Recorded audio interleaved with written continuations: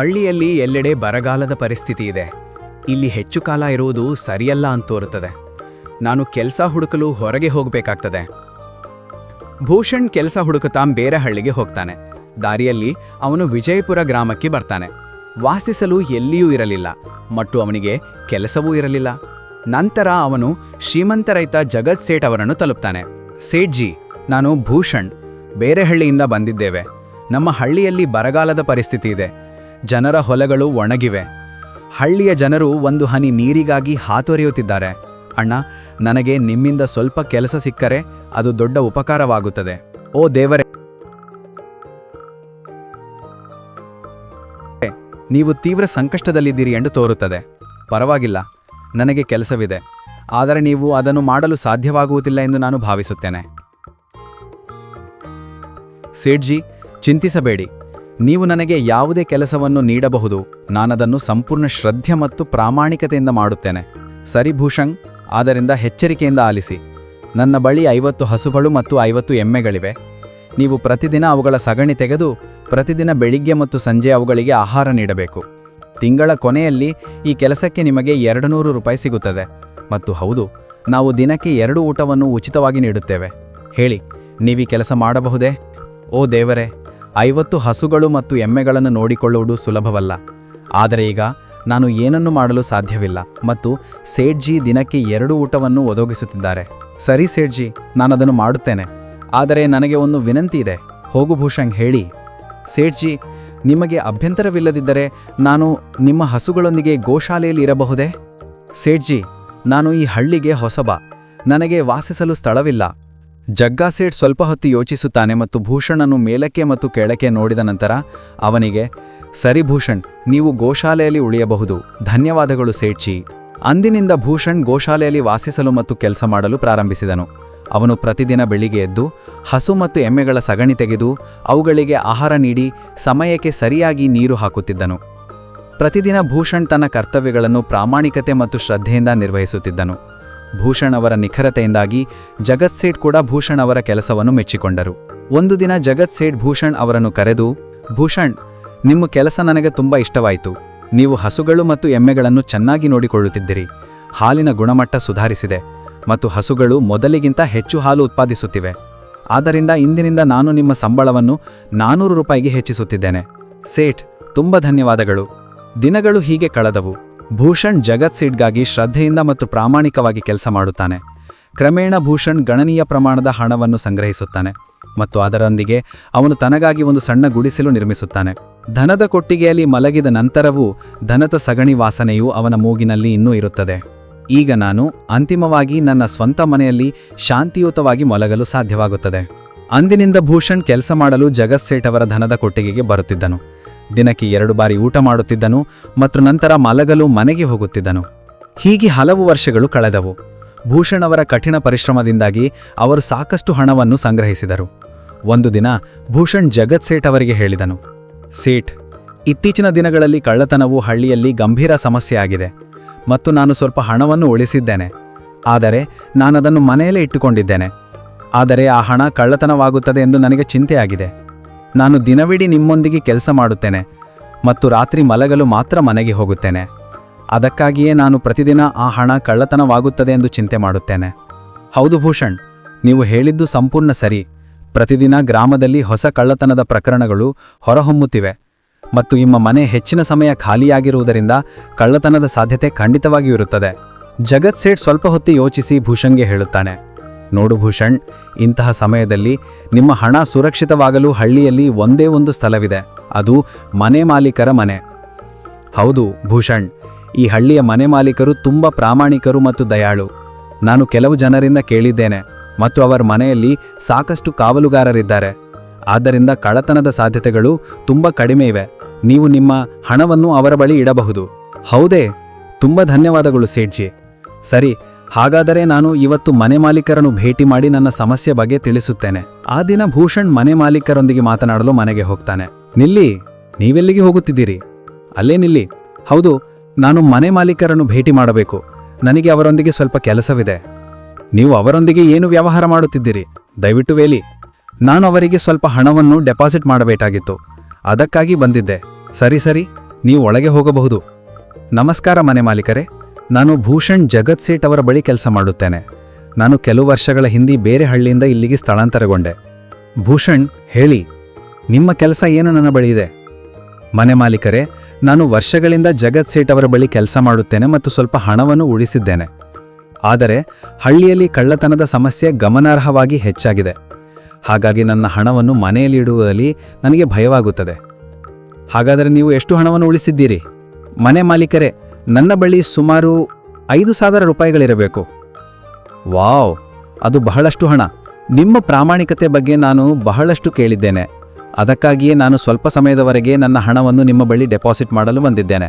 ಹೌದು ಭೂಷಣ್, ನೀವು ಸರಿಯಾಗಿ ಕೇಳಿದ್ದೀರಿ. ನಿಮ್ಮ ಹಣ ನನ್ನ ಬಳಿ ಪೂರ್ಣತಃ ಸುರಕ್ಷಿತವಾಗಿರುತ್ತದೆ. ಈಗ ಚಿಂತಿಸುವುದನ್ನು ಬಿಟ್ಟುಬಿಡಿ, ನಾನು ಎಲ್ಲವನ್ನೂ ನೋಡಿಕೊಳ್ಳುತ್ತೇನೆ. ಭೂಷಣ್ ತನ್ನ ಹಣದ ಚೀಲವನ್ನು ಮನೆ ಮಾಲೀಕನಿಗೆ ನೀಡುತ್ತಾನೆ. ಅದು 5,800 ರೂಪಾಯಿಗಳಿದವು. ನೀವು ಅದನ್ನು ಎಣಿಸಬಹುದು. ನೀವ್ಯಾಕೆ ಎಣಿಸಬೇಕು? ನೀವು ಜಗತ್ ಸೇಠ್ ಅವರ ವ್ಯಕ್ತಿ. ನಾನು ನಿಮ್ಮನ್ನು ಪೂರ್ಣತಃ ನಂಬುತ್ತೇನೆ. ಮನೆ ಮಾಲೀಕರೇ, ತುಂಬ ಧನ್ಯವಾದಗಳು. ಈಗ ನನಗೆ ಕಳ್ಳರ ಭಯವಿಲ್ಲ, ಏಕೆಂದರೆ ನನ್ನ ಹಣ ಸುರಕ್ಷಿತ ಕೈಗಳಲ್ಲಿದೆ. ಓ ಭೂಷಣ್, ಪರವಾಗಿಲ್ಲ. ನಿಮ್ಮ ಹಣವನ್ನು ಡೆಪಾಸಿಟ್ ಮಾಡಲು ನನ್ನ ಬಳಿಗೆ ಬಂದಿದ್ದಕ್ಕಾಗಿ ನಾನು ನಿಮಗೆ ಧನ್ಯವಾದ ಹೇಳಬೇಕು. ಭೂಷಣ್ ತನ್ನ ಹಣವನ್ನು ಮನೆ ಮಾಲೀಕನ ಬಳಿ ಹಸ್ತಾಂತರಿಸಿ ಮನೆಗೆ ಹೋಗ್ತಾನೆ. ಹೌದು ಭೂಷಣ್, ನಿಮ್ಮ ಹಣ ನನ್ನ ಕೈಯಲ್ಲಿ ಚೆನ್ನಾಗಿದೆ. ಅದೇ ರೀತಿ ಭೂಷಣ್ ಜಗತ್ ಸೇಠ್ಗಾಗಿ ಪ್ರಾಮಾಣಿಕವಾಗಿ ಮತ್ತು ಶ್ರದ್ಧೆಯಿಂದ ಕೆಲಸ ಮಾಡುತ್ತಿದ್ದ. 2 ವರ್ಷಗಳು ಕಳೆದವು. ಒಂದು ದಿನ ಭೂಷಣ್ ಯೋಚಿಸುತ್ತಾನೆ, ನಾನು ಜಗತ್ ಸೇಠ್ ಅವರ ಬಳಿ ಕೆಲಸ ಮಾಡಿ ತುಂಬ ದಿನಗಳಾಗಿದೆ. ಸೇಠ್ ತುಂಬ ಒಳ್ಳೆ ವ್ಯಕ್ತಿ. ಆದರೆ ನಾನು ನನ್ನ ಸ್ವಂತ ಭೂಮಿಯನ್ನು ಖರೀದಿಸಿ ಅದರಲ್ಲಿ ಕಠಿಣ ಪರಿಶ್ರಮ ಮಾಡಬೇಕೆಂದು ಭಾವಿಸುತ್ತಿದ್ದೇನೆ. ಆಗ ಮಾತ್ರ ನಾನು ಮಹಾನ್ ವ್ಯಕ್ತಿಯಾಗಲು ಸಾಧ್ಯ. ಈಗ ನನ್ನ ಬಳಿ ಇರುವ ಸ್ವಲ್ಪ ಹಣ ಮತ್ತು ನಾನು ಮನೆ ಮಾಲೀಕನಿಗೆ ಸುರಕ್ಷತೆಗಾಗಿ ಇಟ್ಟ ಹಣದಿಂದ ನಾನು ಸ್ವಲ್ಪ ಭೂಮಿಯನ್ನು ಖರೀದಿಸಲು ಬಳಸುತ್ತೇನೆ. ನಾನು ಇಂದು ಮನೆ ಮಾಲೀಕರನ್ನು ಭೇಟಿ ಮಾಡಿ ನನ್ನ ಹಣವನ್ನು ಕೇಳುತ್ತೇನೆ. ಈ ಆಲೋಚನೆಯೊಂದಿಗೆ ಭೂಷಣ್ ಮನೆ ಮಾಲೀಕನ ಮನೆಗೆ ಹೋಗ್ತಾನೆ. ಮನೆ ಮಾಲೀಕರೇ, ನನ್ನ ಹಣವನ್ನು ಮರಳಿ ಪಡೆಯಲು ಬಂದಿದ್ದೇನೆ. ನಾನು ನಿಮಗೆ 5,800 ರೂಪಾಯಿ ಇಡಲು ಕೊಟ್ಟಿದ್ದೆ. ಏ ಸಹೋದರ, ನಾನು ನಿನ್ನನ್ನು ಗುರುತಿಸಲಿಲ್ಲ. ನೀನ್ಯಾರು? ಏ ಮನೆ ಮಾಲೀಕರೇ, ನಾನು ಭೂಷಣ್. ಕಳೆದ ವರ್ಷ ನಾನು ನಿಮಗೆ ಇಡಲು ಹಣವನ್ನು ಕೊಟ್ಟಿದ್ದೆ. ನಿಮಗೇನಾದರೂ ನೆನಪಿದೆಯೇ? ಏ ಸಹೋದರ, ಬಹಳಷ್ಟು ಜನರು ತಮ್ಮ ಹಣವನ್ನು ಇಡಲು ನನ್ನ ಬಳಿಗೆ ಬರುತ್ತಾರೆ ಮತ್ತು ನಾನು ಎಲ್ಲರೊಂದಿಗೂ ಚೆನ್ನಾಗಿ ವ್ಯವಹರಿಸುತ್ತೇನೆ. ಅಂದಹಾಗೆ ನಿಮ್ಮ ಬಳಿ ಯಾವುದಾದರೂ ದಾಖಲೆಗಳಿದೆಯೇ? ಏಕೆಂದರೆ ನಾನು ಎಲ್ಲರೊಂದಿಗೂ ಕಾಗದದ ಮೇಲೆ ವ್ಯವಹರಿಸುತ್ತೇನೆ. ಯಾರು ನನಗೆ ಎಷ್ಟು ಹಣವನ್ನು ಕೊಟ್ಟರು, ಯಾರ ಬಳಿ ಎಷ್ಟು ಹಣವಿದೆ, ನಾನು ಎಲ್ಲರೊಂದಿಗೆ ವ್ಯವಹರಿಸುತ್ತೇನೆ. ಮನೆ ಮಾಲೀಕರೇ, ನೀವೇನು ಮಾತನಾಡುತ್ತಿದ್ದೀರಿ? ನಿಮ್ಮ ಪ್ರಾಮಾಣಿಕತೆಯಿಂದ ನಾನು ನಿಮಗೆ ಹಣವನ್ನು ಇಡಲು ನೀಡಿದ್ದೆ ಮತ್ತು ಈಗ ನೀವು ಅಂತಹ ಮಾತುಗಳನ್ನು ಹೇಳುತ್ತಿದ್ದೀರಿ. ದಯವಿಟ್ಟು ನನ್ನ ಹಣವನ್ನು ಹಿಂತಿರುಗಿಸಿ. ಹೌದು ಭೂಷಣ್, ನಾನು ಪ್ರಾಮಾಣಿಕವಾಗಿ ಕೆಲಸ ಮಾಡುತ್ತೇನೆ. ಅದಕ್ಕಾಗಿಯೇ ನಾನು ನಿಮ್ಮ ದಾಖಲೆಗಳನ್ನು ಕೇಳುತ್ತಿದ್ದೇನೆ. ನೀವು ಹಣ ಹೊಂದಿರುವ ಯಾರೊಂದಿಗಾದರೂ ವ್ಯವಹರಿಸಿದಾಗ ನೀವು ಅದನ್ನು ಕಾಗದದ ಮೇಲೆ ಬರೆಯಬೇಕು ಎಂದು ನಿಮಗೆ ತಿಳಿದಿದೆಯೇ? ನೀವು ಯಾರನ್ನಾದರೂ ಕೇಳಬಹುದು. ಇಲ್ಲ ಮನೆ ಮಾಲೀಕರೇ, ನಾನು ನಿಮ್ಮ ಕಾಲಿಗೆ ಬೀಳುತ್ತೇನೆ. ದಯವಿಟ್ಟು ನನ್ನ ಹಣವನ್ನು ನನಗೆ ಕೊಡಿ. ನಾನದನ್ನು ಬಹಳ ಶ್ರಮದಿಂದ ಸಂಗ್ರಹಿಸಿದ್ದೇನೆ. ನನಗೆ ಅಂತಹ ಅನ್ಯಾಯ ಮಾಡಬೇಡಿ. ಇದು ಕೇವಲ ಸುಳ್ಳು ದೂರೇ. ನೀವು ಕಪಟಿ ಎಂದು ಕೋರುತ್ತೀರಿ. ನನ್ನ ಪ್ರಾಮಾಣಿಕತೆ ಮತ್ತು ಮೂರ್ಖತ್ವವನ್ನು ಉಪಯೋಗಿಸಿ ಈ ಹಣವನ್ನು ನನ್ನಿಂದ ಪಡೆಯುತ್ತೀರಿ. ತಡೀರಿ, ನಾನು ಈಗಲೇ ನಿಮಗೆ ಪಾಠ ಕಲಿಸುತ್ತೇನೆ. ಮನೆ ಮಾಲೀಕ ತನ್ನ ಜನರನ್ನು ಕರೆದು ಭೂಷಣನ್ನು ಹೊಡೆಯಲು ಆದೇಶಿಸುತ್ತಾನೆ. ಅವನು ಪ್ರಜ್ಞೆ ಕಳೆದುಕೊಳ್ಳುವವರೆಗೂ ಅವನನ್ನು ಹೊಡೆಯಿರಿ. ಈ ನಿಪ್ರಯೋಜನ ವ್ಯಕ್ತಿ ನನ್ನ ಪ್ರಾಮಾಣಿಕತೆಯನ್ನು ಪ್ರಶ್ನಿಸಿದ್ದಾನೆ, ಅವನನ್ನು ಬಿಡಬೇಡಿ.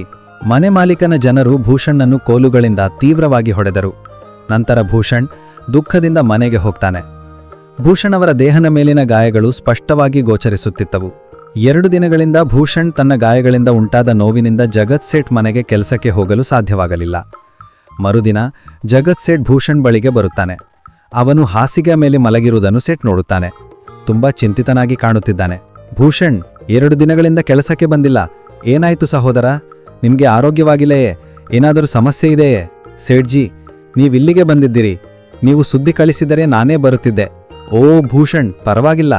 ನೀವು ಅನಾರೋಗ್ಯದಿಂದ ಬಳಲುತ್ತಿದ್ದೀ ಎಂದು ಕಾಣುತ್ತದೆ. ನಿಮಗೇನಾಗಿದೆ? ಜಗತ್ ಸೇಠ್, ನಾನು ನಿಮಗೆ ಏನು ಹೇಳಲಿ? ಕಳೆದ ವರ್ಷ ನಾನು ನನ್ನ ಹಣವನ್ನು ಒಪ್ಪಿಸಿದ ಮನೆ ಮಾಲೀಕ ಇವತ್ತು ಅದನ್ನು ನನಗೆ ಹಿಂತಿರುಗಿಸಿಲ್ಲ. ಅವನದನ್ನು ಮಾಡಬೇಕೆಂದು ಬಯಸುತ್ತಾನೆ.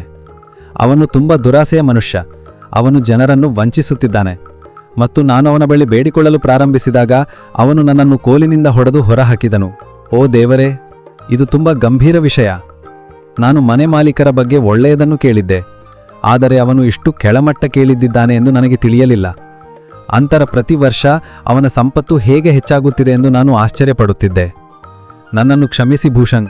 ನಿಮ್ಮನ್ನು ಮನೆ ಮಾಲೀಕರ ಬಳಿಗೆ ಹೋಗಲು ಹೇಳಿದ್ದು ನಾನೇ. ನನ್ನ ತಪ್ಪು ಕೂಡ ಇದೆ. ಇಲ್ಲ ಜಗತ್ ಸೇಠ್, ನೀವು ನನ್ನ ಬಗ್ಗೆ ಚೆನ್ನಾಗಿ ಯೋಚಿಸುತ್ತಿದ್ದೀರಿ. ಇದು ಮನೆ ಮಾಲೀಕನ ದುರಾಸೆ. ಈಗ ನನಗೆ ನನ್ನ ಹಣ ಹಿಂತಿರುಗುತ್ತದೆ ಎಂದು ನಾನು ಭಾವಿಸುವುದಿಲ್ಲ. ಭೂಷಣ್, ನಿಮ್ಮ ಹಣವನ್ನು ಮರಳಿ ಪಡೆಯಲು ನಾನು ಬಳಸಬಹುದಾದ ಒಂದು ತಂತ್ರವಿದೆ.